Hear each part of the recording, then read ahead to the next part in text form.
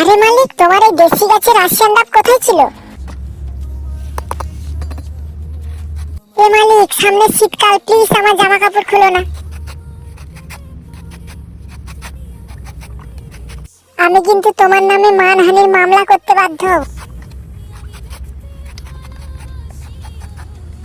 হ্যাঁ হ্যাঁ মালিক, ওর সবকিছু খুলে নাও দেখি।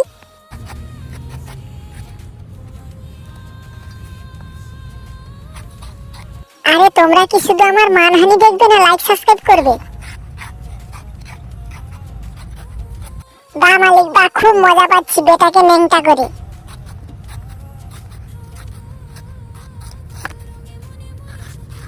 আরে আরে, অন্তত আমার পুটকিটাকে বাদ দাও প্লিজ।